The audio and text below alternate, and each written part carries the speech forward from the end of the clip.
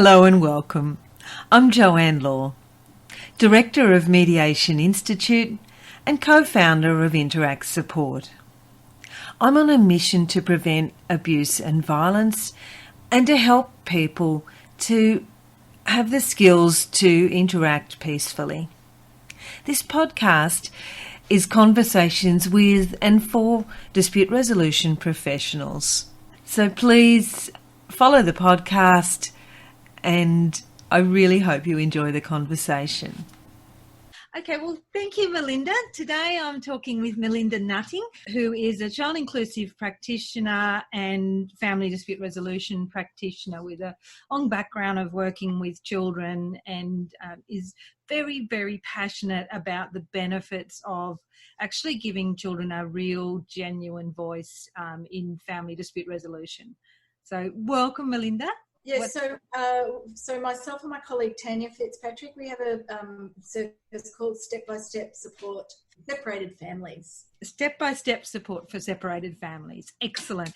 I knew it was something like that, but I wasn't going to say it wrongly. So, and you're based over in Geelong, but one of the things that I know you do is that you can work with families that aren't necessarily physically in where you are.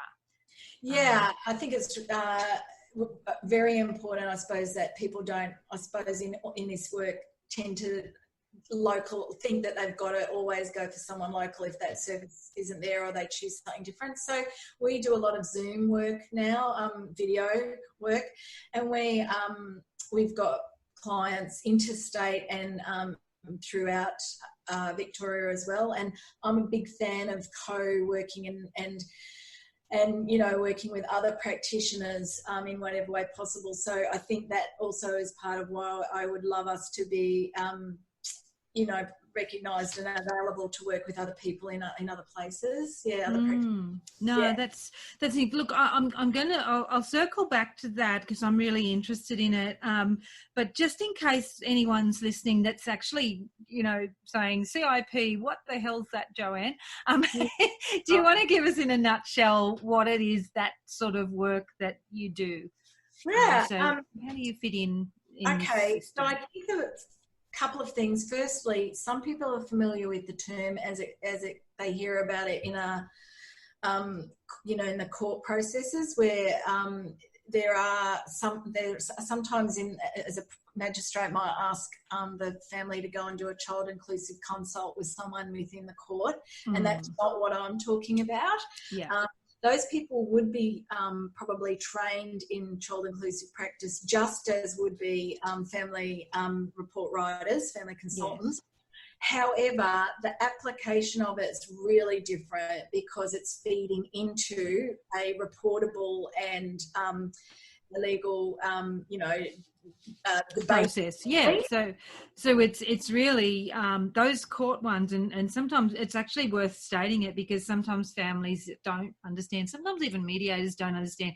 That is a report. They're evaluating the family and they're going to put to the judge about what they think should happen. Yeah, I've even recently seen in some legal information people, lawyers kind of saying, look, you might get a child inclusive consult, and I think the thing is from the terminology changes depending on the funding. So just, I guess, especially for lawyers and FDRs, if they're questioning what kind of process it is, what we're talking about is something that is non-reportable, but I can explain more later about the benefits of that rather than being a shortcoming. And it's woven in and it's integrated into the resolution dispute process. Yeah. So the difference is that rather than it being something where people are looking for assistance making decisions, it's really not that. As good FDRs are all about trying to facilitate the parents to come to agreements that are workable and child focused.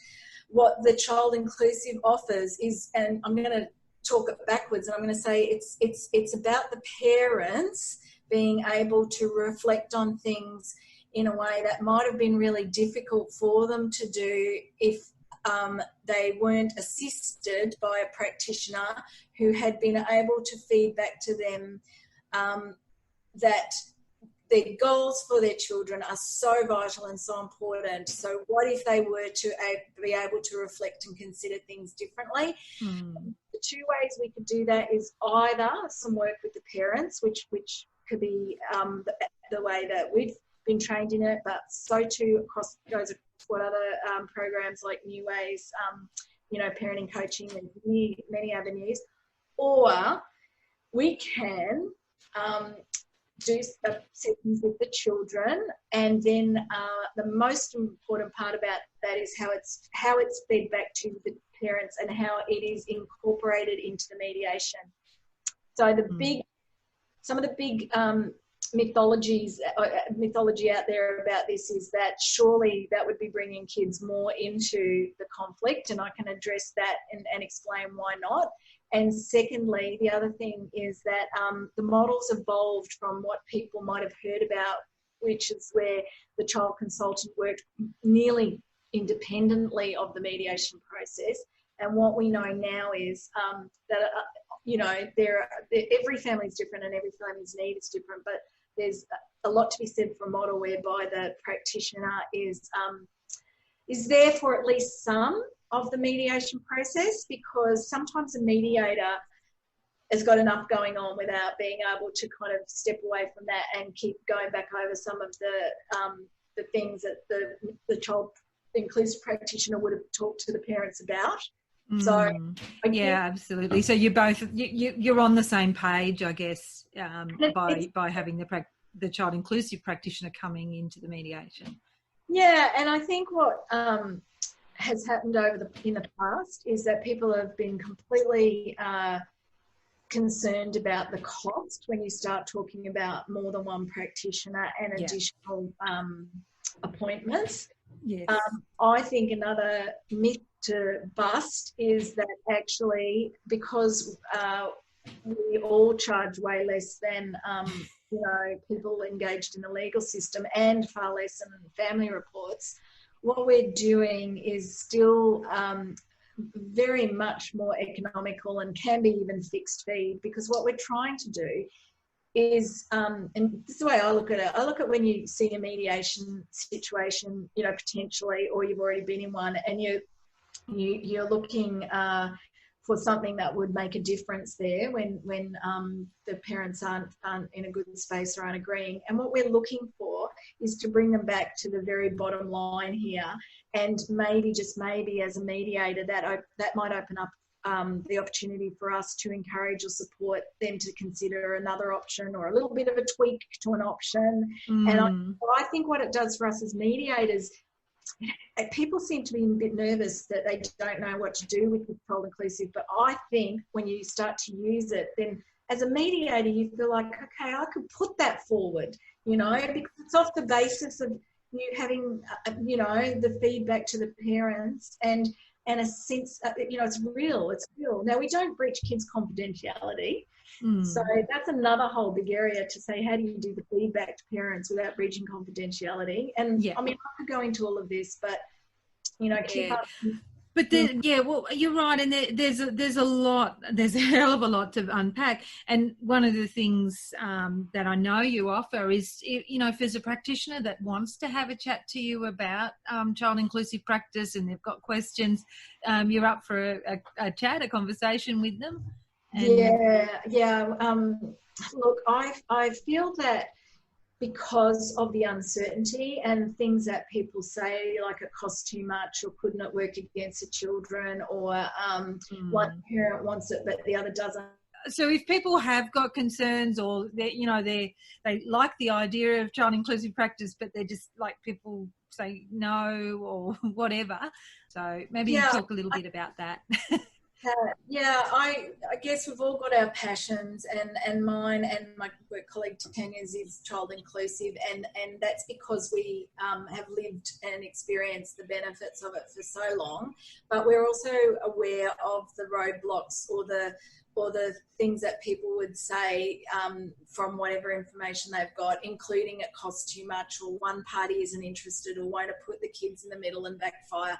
Many such examples. So I'm, as an advocate and someone who's passionate for it, I really want to try to raise awareness and understanding and create opportunities for people, practitioners, to trial it. So I think the best way there is to build up conversation and build up rapport and build up any way for people to kind of go, I'm interested, but I'd really like to be able to work out how. And so by talking with me, if that will assist them in working out how they might try it out, very, very, very happy to do that. And as you said, we've come up with a couple of ideas to assist practitioners with visual aids and FAQs, and also maybe roadmaps for how the process would work. So they're all things we've talked about we'd like to be able to roll out. Yeah, and over time we will, because look, I think it's really important, and something that you raised the other day was the rights of the child. We've got this thing that pervades the family law system of, we need to protect the children from the conflict, but that is at the expense of the children's rights to have a say. What are your thoughts around that? Yeah, well, I was really, it's really good now to have some studies from around the world, but including in Australia, the Australian Institute of Family Studies, that where children have been of separation experience, examples have been studied. Sorry, I didn't get that out right. What I meant to say is the children from separated families have been involved in research studies, and they've provided a lot of data about what they're looking for, what of all ages, young and up to teenagers. And once practitioners can see that, then I think that's the leverage to go, well, if the children are asking for that and they're currently not getting it, and that we know really that we have a system which is still very much adult focused, then what we're really looking to do is be, I suppose, courageous enough to tweak it a little bit so that we're clear about what value and benefit and the input of the children has, in a way that is not around them making the decisions, but it goes back to the attachment theory. And for children to function healthily, they do need to have a certain relationship of truth and genuine,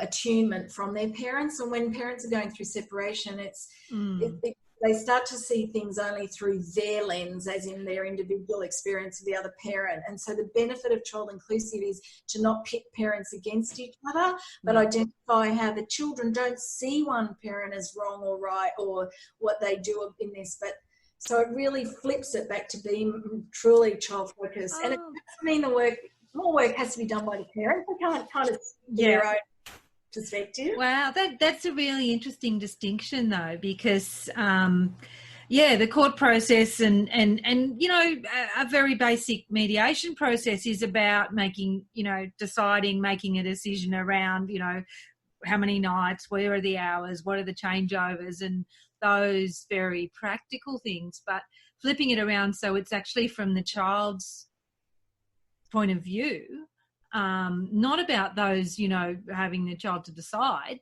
but their perspective of, I want to be able to be relaxed with mum and with dad, and I want to see my friends, and I don't want to have, I hate it when they won't even say hello, which is a really common thing that comes out of any time people ask kids what they hate. They hate that no man's land between the cars. I'm sure you've heard that plenty of times from kids. Yeah, and I think probably it opens up a whole question around how, again, we mediate and what permission we give ourselves. In private, I think we've got, and I'm not saying that other, services don't have this, and they do really try hard. But I think what would be great is if the evolution of mediators is to drill down a bit more into apart from those basics that are.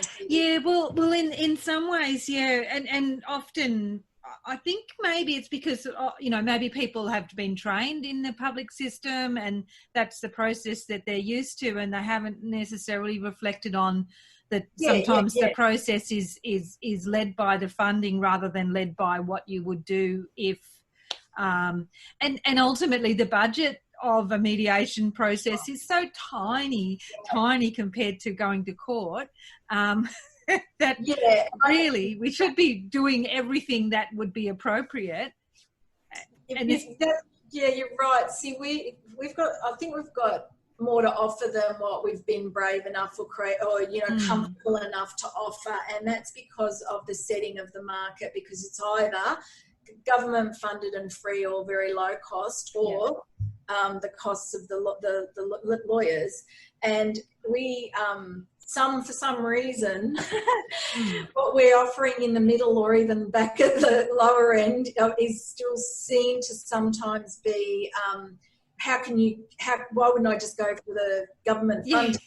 And I think we've got to do a better job at explaining, not just that I think in the end that it's not we're pitting ourselves against government funded, but what we're able to do is build in things like, how's the parent communication going? Could we work a bit around the conflict could often be related to communication. Absolutely. Would the parents benefit from having a coach? Would they benefit from having, using an app, to communicate, all of those things? I guess it's a little bit, as you were talking, I was thinking about, it's like going to a bulk billing doctor. You get your little slot of time, and they'll process you through and they'll send you for tests. But true, yeah, you're right, and you get used to it. But and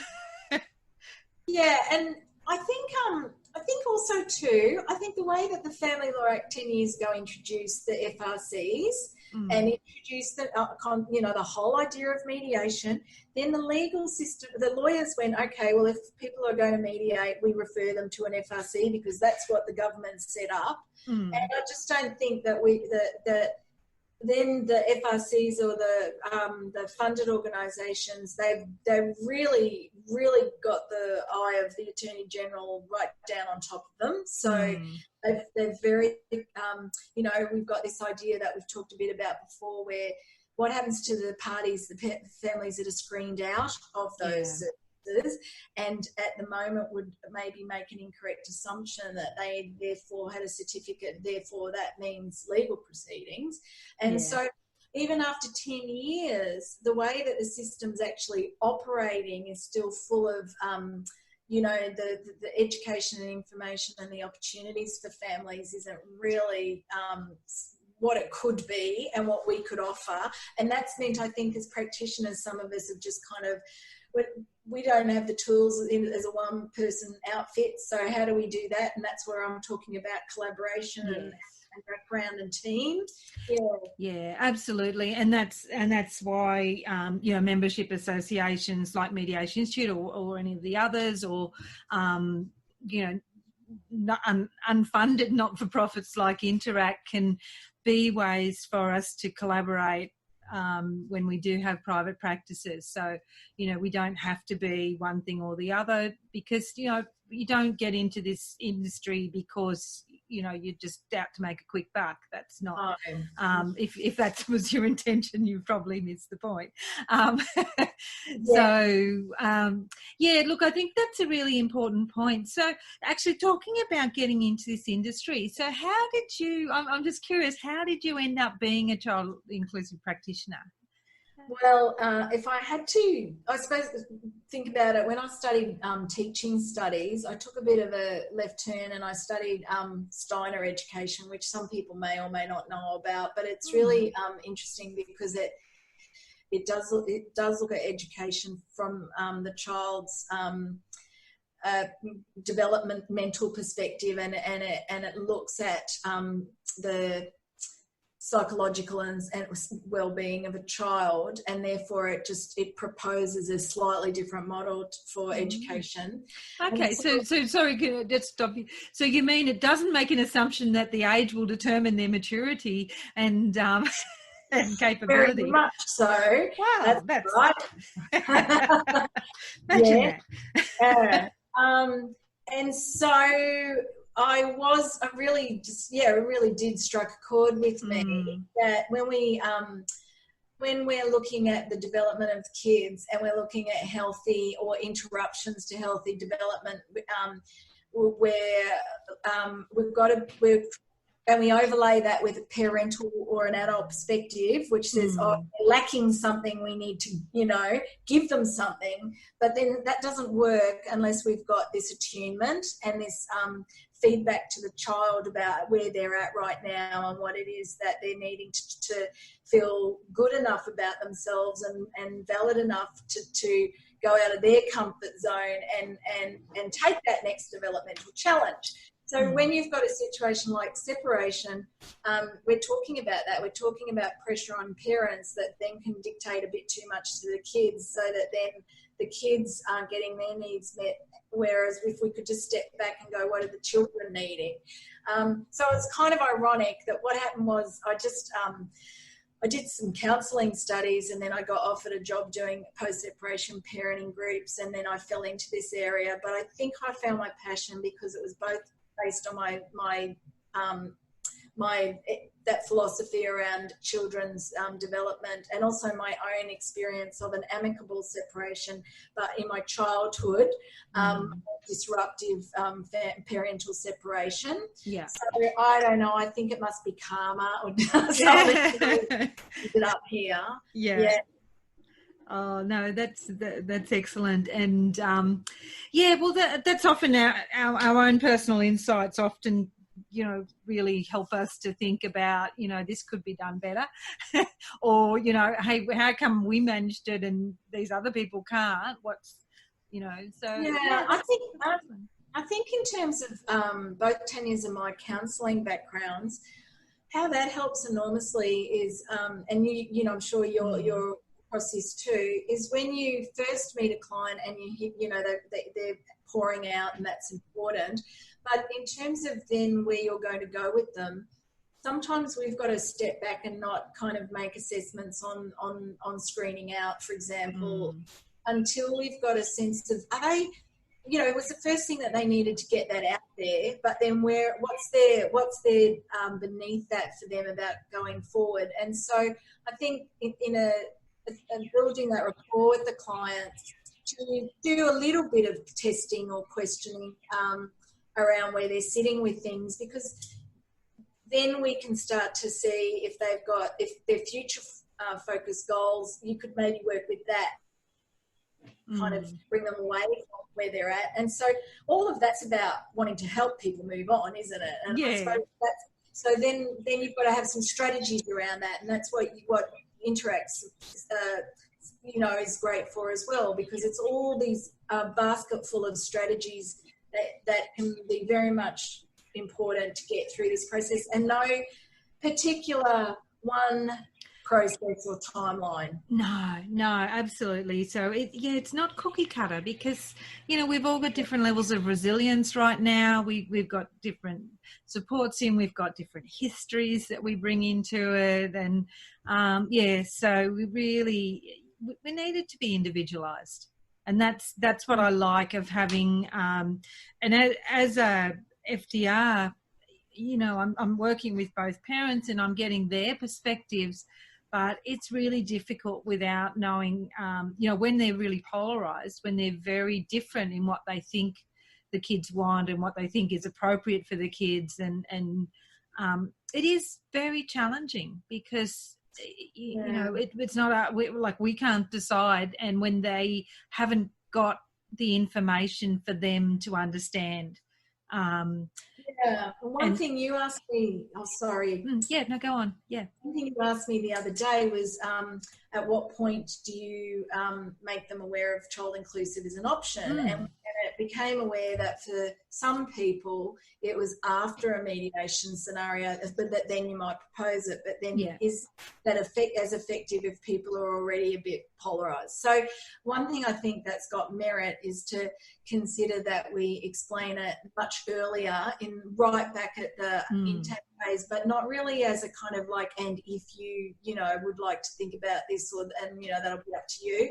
I think where we've got some work to do is the convincing, compelling reasons why you would consider this, and then even if they don't agree at that point you've planted the seed. Yeah.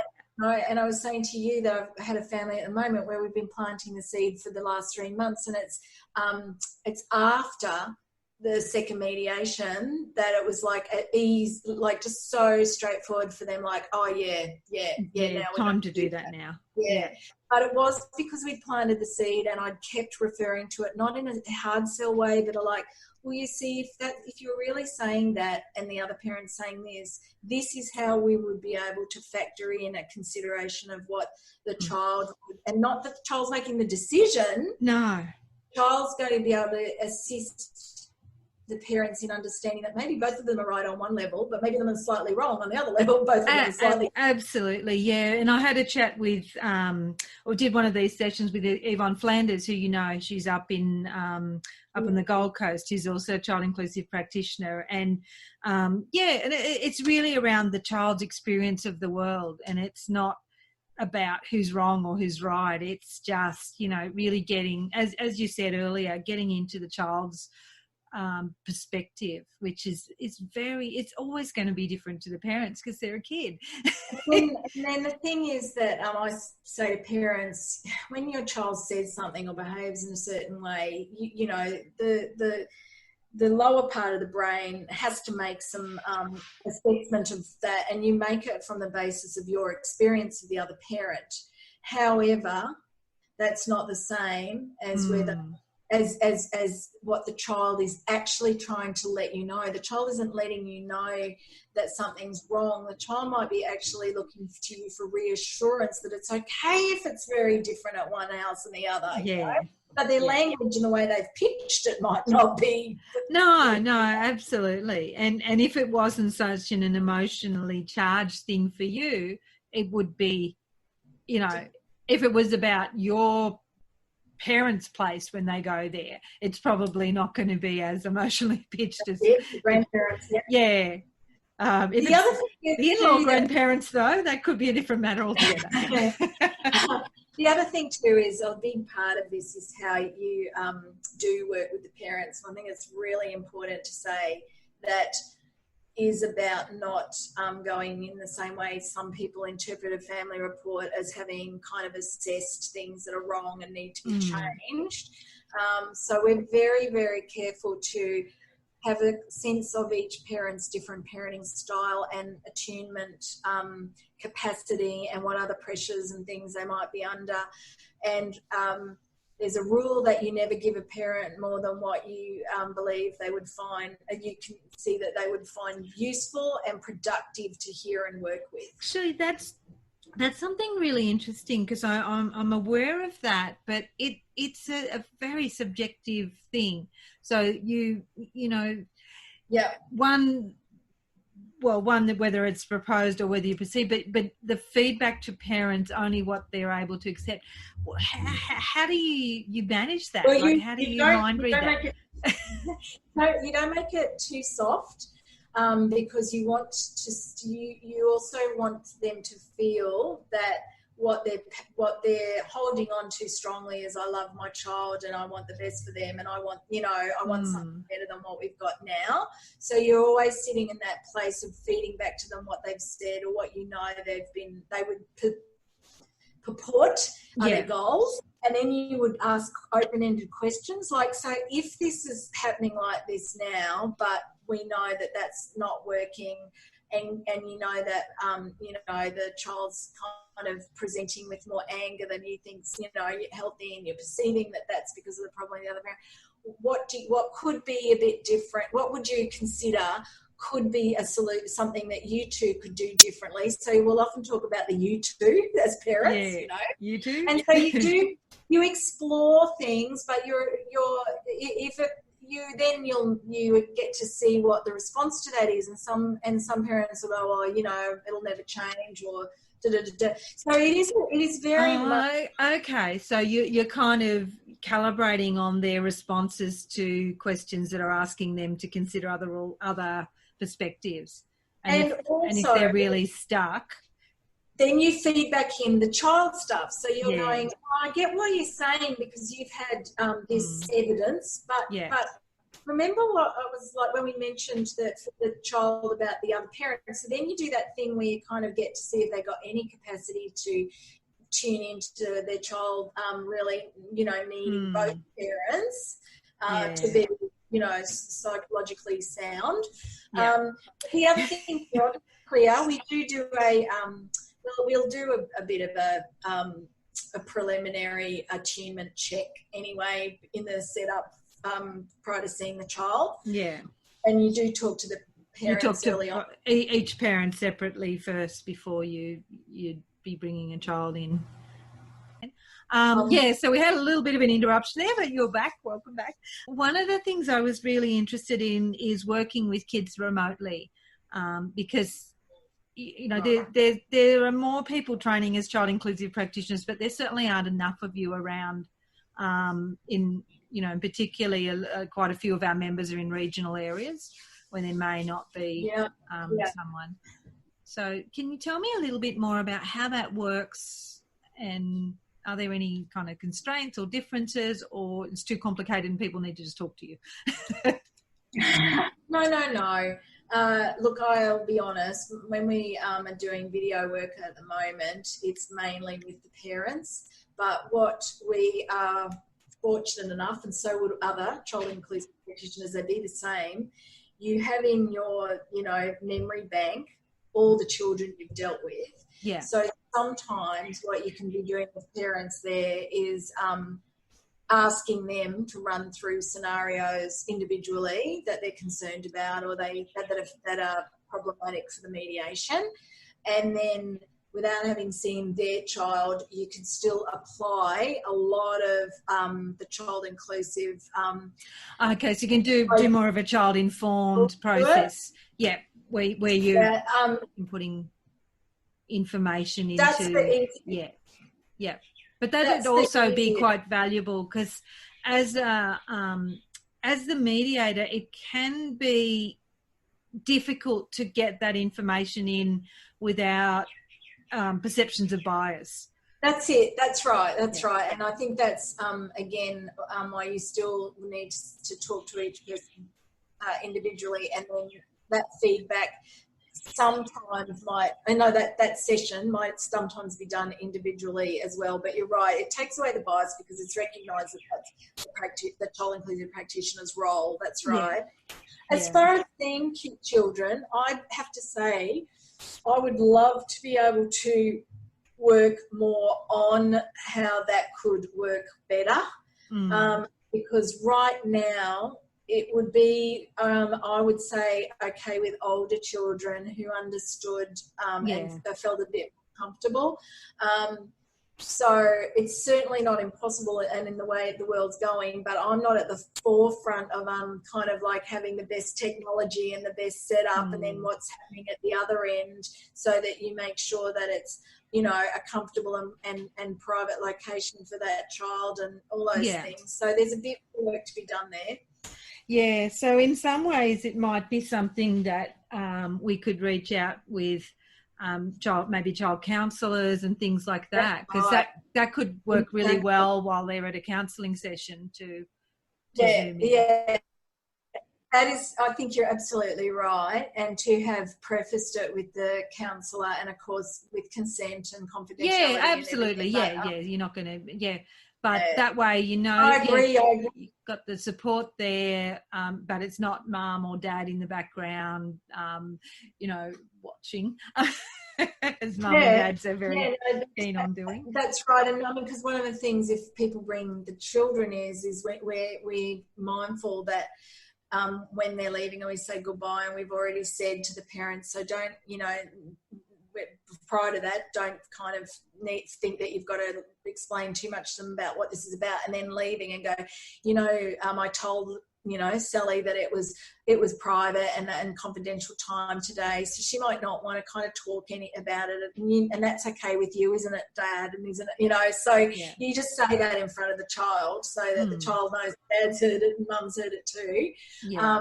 So with the counsellor, long range or remotely, that would be great for the counsellor to be able to follow through with a bit of that kind of just reminding the parents, Yeah. So yeah, look, I even after this time, it's still very much an emergent area. The other thing we work with is family group conferencing, which is, it's a model that's come out of New Zealand. It's a different thing to what we're talking about here, but it's, once again, another process where the children are they're actually part of the family plan. So it's not like FDR where we're still doing the planning with the child excluded. When I get some time, I'd love to explore with the right families, including the child in that. Amazing. Yeah, because it's these are, and healthy families, when they do have a major family decision, they will all sit down around the table and involve the kids in the consequences, and these are what we're thinking about, and Yeah, it's just sad that the way the model's set up at the moment is people are too focused on what they might be losing to see that what you could create differently. But I said to you the other day, when you talk to parents about the idea of bird mixing, and you explain that in a separation scenario where the parents live outside the family home and then the children stay in the family home, and the parents are the ones that are more disrupted and out of their comfort zone, and people go, well, that's crazy. But no, the point is that that's what parenting's really supposed to be about, and that shared parental responsibility is about responsibility to do the hard work. And I think the legal system doesn't help, because it's about people start to perceive what their rights are, when actually, as we said earlier, the children are the ones that have the rights. We just have the responsibility as parents, and we should be really looking to see what it is that we could do, even if it's hard for us. Yeah. Oh, look, it's an excellent point. I go on Quora sometimes and get tempted into answering. I don't know if you think that, but there was one the other day I couldn't resist, because they said, who owns the child, the father or the mother? And I was thinking, Oh, I didn't see that one. Oh, I hope you were playing devil's advocate, but if you were not, can I point you to the International Declaration of the Rights of the Child? These are a human person. They're smaller, but they're not owned by. And that's why I say shared parental responsibility is how each of you are going to take responsibility to share. Yes, part absolutely. Of parenting for a child. And if I can make a plea to all FDRs that are listening, please reframe clients when they're talking about custody and visitation and access. They're not our language. They're not our system. Yeah. They've been on the internet and all of that, or from the old. Reframe them. Spending time with, living with. I don't even really try to use parenting time much, but I think earlier you said we talk about caring. Yeah. Absolutely. And I will sometimes say to parents things like, who's on duty? Now, what I mean by that is, if you're on duty, it doesn't mean you're the boss, does it? No, it's playground duty. The idea that you just want to be on duty this weekend. Yeah. You need to make all encompassing decisions about everything. Yeah, absolutely. And look, that's a great metaphor. And, when you're on duty, you're the point. But, if something really major came up, then you're going to call the other one. So let's say that, there's an injury and they've got to go to hospital. Just the fact that you're on duty doesn't mean you're not going to let the other parent know, But, if you're on duty and there's a little bit of a scrape, you get to put the Dettol and the Band-Aid on and tell them about it when it's, time to swap over who's on duty. That's right. It's like lifeguard duty, isn't it? It is, yeah. And do no harm, do no harm.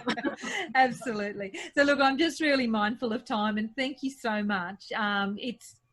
It is a really, really important area of work that I think is going to just continue to develop as this system matures, and we get away from this black and white thinking that there's either funded government-funded FDR or court. There's a whole range of ways we can help families to restructure in the middle. It's our job as practitioners to let people know about. Yeah, exactly. And everyone wants hope and everyone wants possibility, and I think that's what we can offer.